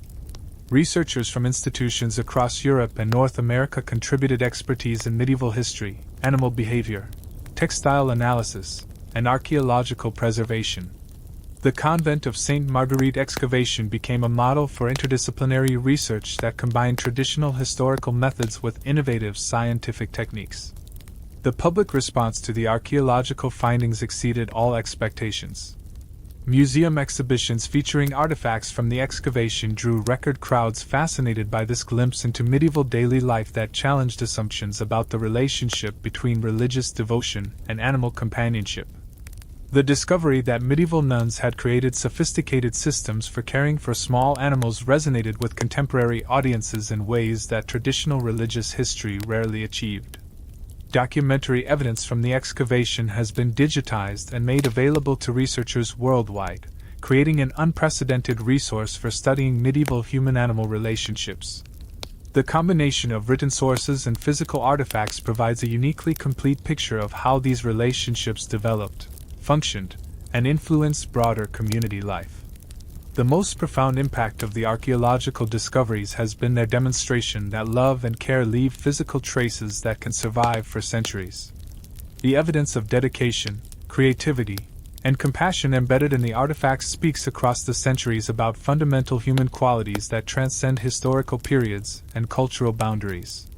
As you drift towards sleep tonight, consider how the earth itself preserves stories of love and dedication, and how sometimes the most important truths about human nature are hidden in the smallest artifacts, waiting for patient archaeologists to uncover evidence that our ancestors' capacity for compassion was far greater than official records ever suggested. The whispered wisdom that flows from medieval manuscripts to modern hearts carries truths that transcend the centuries between Sister Margaret's time and your own, speaking to needs and longings that remain constant despite the vast changes in how we live and what we're allowed to love. You've followed this extraordinary story through its complete arc, from the first tentative moment when a lonely nun offered sanctuary to a small creature, through the elaborate systems of care and concealment that followed, to the dramatic revelations and lasting changes that emerged from what began as simple acts of compassion. Tonight, as you settle into the quiet space between waking and sleeping, consider what this medieval tale reveals about the eternal human struggle between following rules and following your heart. The nuns who risked punishment to provide comfort to small, vulnerable creatures were responding to the same impulses that drive modern people to rescue stray animals, to care for injured birds, to create sanctuaries where love can flourish despite official disapproval. Their sleeve-dwelling squirrels represent every relationship that has ever existed in the spaces between what's permitted and what's necessary for the soul. The genius of these medieval women lay not just in their creativity, though their innovations in animal care, textile engineering, and community coordination were remarkable, but in their recognition that rules serve life, not the other way around. When institutional requirements conflicted with fundamental human needs for connection and purpose, they found ways to honor both without destroying either. Their solutions required intelligence, courage, and a deep understanding of how to navigate systems while preserving what mattered most. Their story illuminates the timeless tension between individual conscience and collective authority, showing how genuine love can inspire not rebellion but creativity. The nuns didn't reject their religious calling when they began caring for squirrels. They expanded their understanding of what that calling might include. They discovered that compassion for small creatures enhanced rather than diminished their spiritual devotion, that caring for vulnerable beings opened pathways to divine connection that rigid rule-following alone could never provide. The practical wisdom embedded in their experience speaks to anyone who has ever felt caught between loyalty to institutions and loyalty to love. Sister Margaret's careful documentation shows how it's possible to honor legitimate authority while still finding space for relationships that nourish the soul. Her sleeve modifications were engineering marvels, but more importantly, they were acts of hope, declarations that love could find ways to survive even in the most restrictive environments. The community aspects of their story reveal how shared secrets can strengthen rather than divide, how collective care for hidden treasures can create bonds that survive the most challenging tests. The nuns' coordination systems, their mutual support during crises, their collective protection of vulnerable companions, all demonstrate that the most meaningful relationships often exist in the spaces we create together, defended by nothing more powerful than shared commitment to protecting what we cherish. Modern readers living in times of social isolation, institutional mistrust, and environmental crisis can find guidance in how these medieval women balance competing demands while maintaining their essential humanity. Their story suggests that the answer to feeling trapped between incompatible requirements isn't to choose sides, but to expand our understanding of what's possible. They proved that love doesn't have to destroy order, that care doesn't have to undermine authority, that the courage to nurture vulnerable beings can actually strengthen rather than threaten the communities we belong to. The theological implications remain relevant for anyone wrestling with the relationship between spiritual practice and practical compassion. The nuns discovered that caring for small creatures didn't distract from their religious devotion. It became a form of prayer, a way of participating in divine creation that deepened their understanding of both suffering and joy. Their experience suggests that genuine spirituality might require exactly this kind of attention to vulnerable beings who depend on human kindness for survival. Their innovations in problem-solving offer inspiration for contemporary challenges that seem impossibly complex. When faced with the apparently irreconcilable demands of institutional loyalty and personal conscience, they developed solutions that honored both rather than sacrificing either. Their sleeve modifications, feeding schedules, medical care systems, and crisis management protocols demonstrate that creativity and dedication can find pathways through situations that appear hopeless. The emotional dimensions of their story speak to universal experiences of loss, protection, and the lengths we'll go to preserve connections that give life meaning. Every person who has ever hidden a relationship from disapproving authority, who has ever created secret spaces where love could flourish, who has ever coordinated with others to protect something precious, all can recognize themselves in these medieval women and their carefully concealed companions. Historians still argue whether the convent of Sainte Marguerite represented an isolated anomaly or reflected broader patterns of hidden compassion that existed throughout medieval society.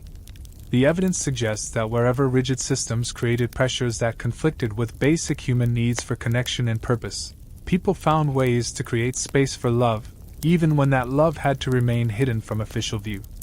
The archaeological discoveries that validate their story remind us that genuine devotion leaves traces that survive far longer than the rules that tried to contain it. The tiny artifacts found in medieval soil, the miniature food bowls, the carefully engineered sleeve modifications, the evidence of systematic animal care, prove that love expressed through practical action creates legacies that outlast empires, institutions, and the people who originally tried to suppress them. Perhaps the most profound lesson embedded in this extraordinary tale is that the human capacity for love, creativity, and mutual support can flourish even under the most restrictive conditions.